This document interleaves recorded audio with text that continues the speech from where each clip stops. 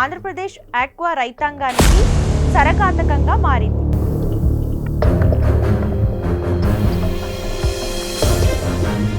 Trump తీసుకున్న ఒక్క నిర్ణయం రాష్ట్రంలోని రైతాంగం యొక్క జీవిత ముఖచిత్రాన్ని పూర్తిగా మార్చేసింది. ఎక్కువ రైతాంగం పూర్తిగా కూడా క్రాప్ హాలిడే ప్రకటించి సమాలోచనలు చేస్తున్నారు. అమెరికా అధ్యక్షుడు డొనాల్డ్ ట్రంప్ తీసుకున్న నిర్ణయం ఆంధ్రప్రదేశ్ ఆక్వా రైతాంగానికి సరఘాతకంగా మారింది. ముఖ్యంగా రొయ్య రైతుల జీవితాలు గంటల వ్యవధిలోనే తారుమారైపోయాయి. నిన్న మొన్నటి వరకు 280 కనీసం ధర పలికిన రొయ్యలు ఒక్కసారి 80 తగ్గిపోవడంతో రొయ్య రైతుల పరిస్థితి దయనీయంగా మారిపోయింది. దీంతో గోదావరి జిల్లాలోని రైతులు క్రాప్ హాలిడే ప్రకటిస్తున్నట్లు తెలిపారు. దేశ ఆర్థిక వ్యవస్థలో కీలక భూమి పోషించిన ఆక్వా పరిశ్రమను ఆదుకునేందుకు ప్రభుత్వం శరవేగంగా పావులు కదుపుతోంది. రైతులకు అండగా ఉంటామని రాష్ట్ర ముఖ్యమంత్రి చంద్రబాబు నాయుడు రైతులకు హామీ ఇచ్చారు. ఏపీలో లక్షలాది కుటుంబాలు ప్రత్యక్షంగాను పరోక్షంగా ఆక్వా పరిశ్రమపై ఆధారపడి జీవిస్తున్నారు. అటువంటిది ఒక్కసారి ఆక్వా పరిశ్రమలో సంక్షోభం ఏర్పడడంతో ప్రభుత్వం క్లిష్టమైన సమస్యలను ఎదుర్కొంటుంది.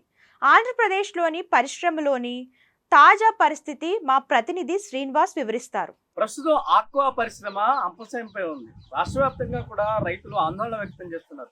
ట్రంప్ తీసుకున్న ఒక్క నిర్ణయం రాష్ట్రంలోని రైతాంగం యొక్క జీవిత ముఖచిత్రాన్ని పూర్తిగా మార్చేసింది. ప్రధానంగా గోదావరి జిల్లాల్లోనే ఆక్వా రైతాంగం పూర్తిగా కూడా క్రాప్ హాలిడే ప్రకటించేందుకు సమాలోచనలు చేస్తున్నారు.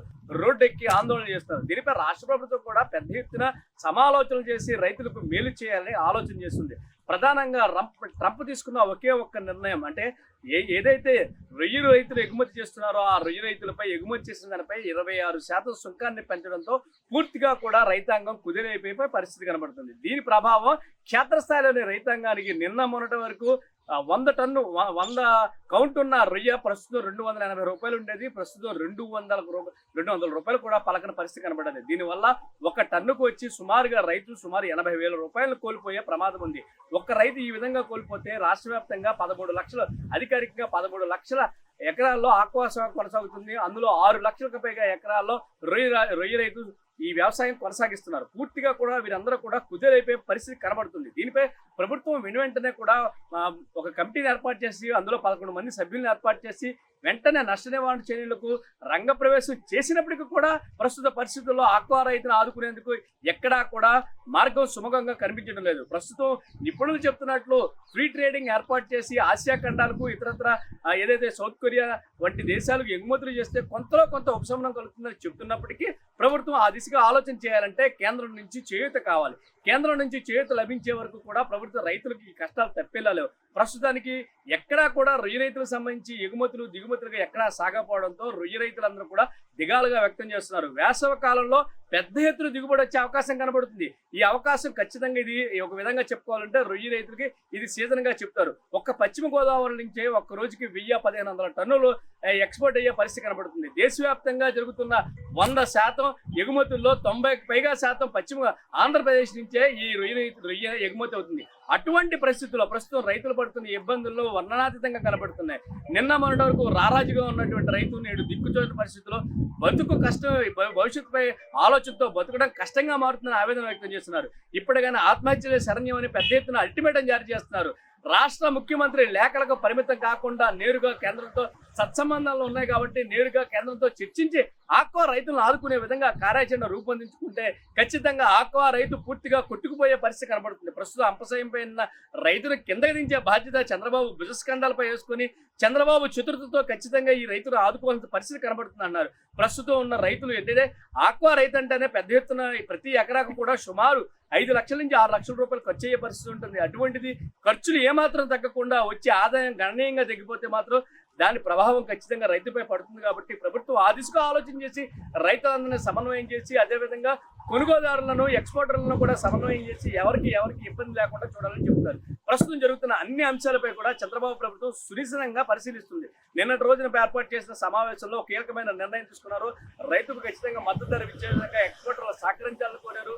రైతులు ఎక్కడ కూడా క్రాప్ హాలిడేకి వెళ్లకుండా చూడాలని ప్రభుత్వం పెద్ద పెద్ద ఎత్తున ఆలోచన చేస్తుంది. దీనికోసం కేంద్రంతో ఖచ్చితంగా సమాలోచన చేసి రైతులకు మేలు చేసే విధంగా ఒక ఆలోచన తీసుకొస్తామని ప్రభుత్వం చెబుతుంది. అష్టకష్టాలు పడుతున్న ఆక్వా రైతాంగాన్ని ఆదుకునేందుకు ప్రభుత్వం ఒక అడుగు ముందుకు వేసి మానవీయ కోణంలో రైతులను ఆదుకోకుంటే నేటి వరకు ఆర్థిక వ్యవస్థకు వెన్నుదన్నుగా ఉన్నటువంటి రొయ్య రైతు పూర్తిగా కుదేలైపోయే పరిస్థితి కనబడుతుంది. ప్రస్తుతం అందుతున్న గణనీయమైన గణాంకాల ప్రకారం రైతులు ఆదుకోవాల్సిన బాధ్యత తీసుకోవాలంటే ప్రభుత్వంపై పెద్ద భారం పడే అవకాశం కనబడుతుంది. అయినప్పటికీ చంద్రబాబు మానవీయ కోణంలో కేంద్రాన్ని ఒప్పించి రైతులను ఆదుకోవాలని వీరందరూ కోరుతున్నారు. ప్రపంచవ్యాప్తంగా ఉన్న ఉత్పత్తుల అవకాశాలను పుష్కలంగా పరిశీలించి రైతుకు కొత్త మార్గాలను చూపిస్తే ఖచ్చితంగా రైతు బయటపడే అవకాశం ఉందని నిపుణులు చెబుతున్నారు. ఈ నేపథ్యంలో ప్రభుత్వం ఏర్పాటు చేసిన కమిటీ రేపటి నుంచి క్షేత్రస్థాయిలో పర్యటించి ఈ సమస్యకు పరిష్కార మార్గాన్ని చూపించే అవకాశాన్ని అన్వేషిస్తున్నారు. దీంతో రైతులు కూడా కలిసి రావాలని వారు కోరుతున్నారు. ప్రస్తుతం గోదావరి జిల్లాలోనే కాకుండా రాష్ట్ర వ్యాప్తంగా ఆక్వా రైతు యొక్క పరిస్థితి ఇది.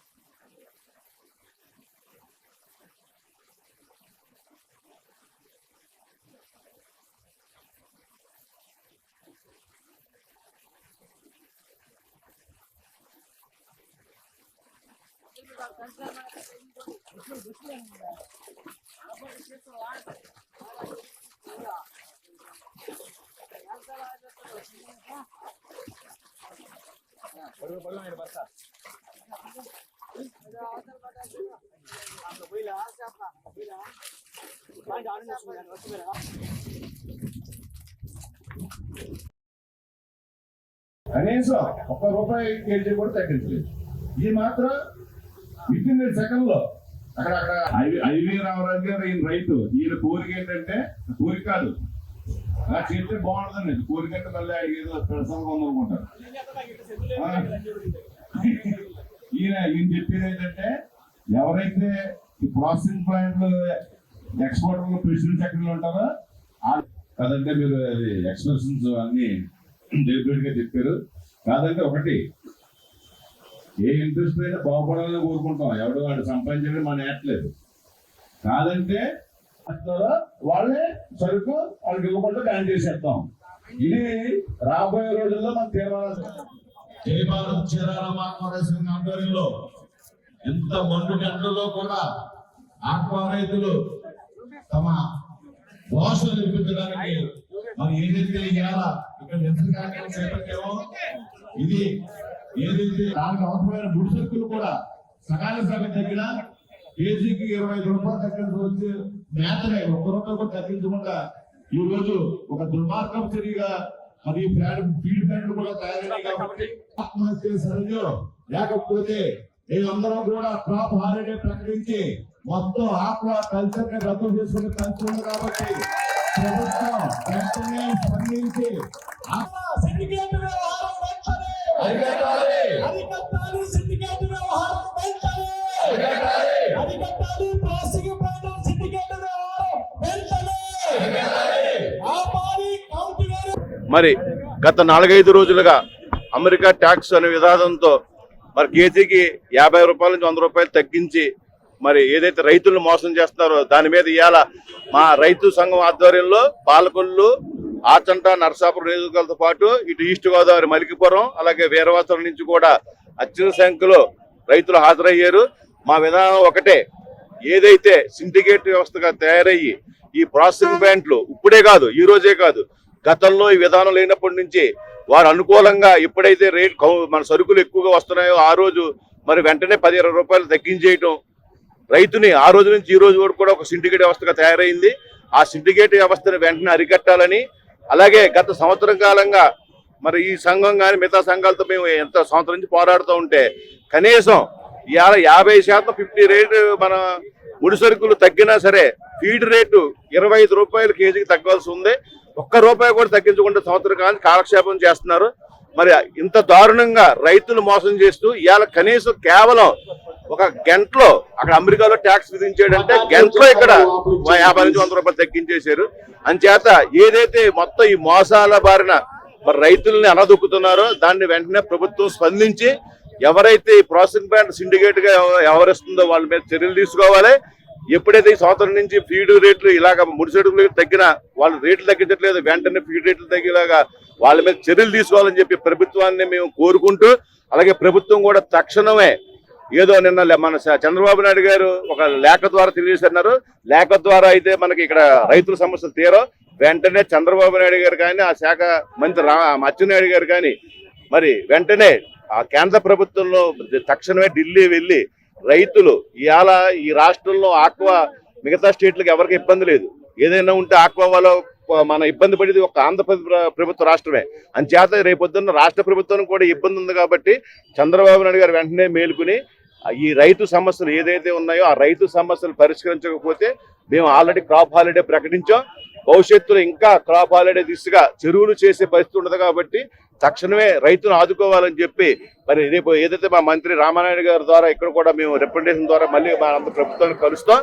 తప్పకుండా ఆ రకంగా మరి వెంటనే చర్యలు తీసుకోవాలని చెప్పి ప్రభుత్వాన్ని కోరుకుంటూ మరి భవిష్యత్తులో రైతు ఏదైతే ఇవాళ మాకు పార్టీలు లేవు, అన్ని పార్టీలలో ఉంటారు. మేము ఒక రైతు కుటుంబంలో చిన్న కుటుంబం నుంచి వచ్చి ప్రతి ఒక్కరు చిన్న రైతు పెద్ద రైతు ఉంటారు. ఇవాళ దీని మీద కొన్ని వేల మంది వల కార్మికులు, రైతు కార్మికులు, దీని మీద పనిచేసే కార్మికులతో పాటు దీనికి సంబంధించిన సప్లై చేసే వాళ్ళు మరి ఎంతో మంది, వేలాది మంది, కోట్లాది మంది, లక్షలాది మంది దీనికి బలైపోతారు. కాబట్టి ఈ వ్యవస్థ నాశనం అయిపోతుంది. కాబట్టి తక్షణమే ప్రభుత్వం వెంటనే స్పందించాలని చెప్పి మేము కోరుకుంటూ భవిష్యత్తులో ఏదైతే ఈ సిండికేట్ వ్యవస్థ ప్రాసెసింగ్ ప్లాంట్ కానీ ఫీడ్ కానీ చెప్తున్నాం, మీరు కనుక ఇదే రకంగా ఉంటే కనుక మేము మళ్ళీ తర్వాత రాబోయే రోజుల్లో ఇప్పుడు రోడ్డు మీదకి వచ్చాం, రేపు మీ ప్లాంట్లు ముట్టడిస్తాం, మీ ప్లాంట్ల దగ్గరే పడుకుంటాం. మీరు ఎవరైతే ఇలా చేస్తారో ఆ కంపెనీల సరుకు కూడా మేము రానివ్వకుండా చేస్తాం. ఆ ఫీడ్ ప్లాంట్ల దగ్గర పడుకునే అవసరం అయితే ఆ ఫీడ్ మేము బ్యాన్ చేసేస్తాం వాడకుండా. ఎందుకంటే మాకు మనుగడ లేదు, మాకు భవిష్యత్తు లేదు. కాబట్టి ఆక్వా రైతులు ఈ రకంగా ఇవాళ తీర్మానించుకున్నాం. దీనికి మీరు సహకరించి సుఖంతో వెంటనే దీన్ని స్పందించి, మీరు కూడా ఇండస్ట్రీలో ఒక భాగం కాబట్టి, రైతులు లేకపోతే మీరు లేరు కాబట్టి మీరు వెంటనే దీన్ని సానుకూలంగా స్పందించి వెంటనే దానికి ఏదైతే ఒక సుగమ మార్గం ఏర్పాటు చేయాలని చెప్పి వారిని కూడా విన్నవించుకుంటూ ఈ రోజు ఈ కార్యక్రమానికి ఇంత పెద్ద ఎత్తున రైతు సోదరులు హాజరైనందుకు ప్రతి ఒక్కరికి హృదయపూర్వక నమస్కారాలు, ధన్యవాదాలు తెలుసుకుంటూ సెలవు తీసుకున్నాను. Thank you.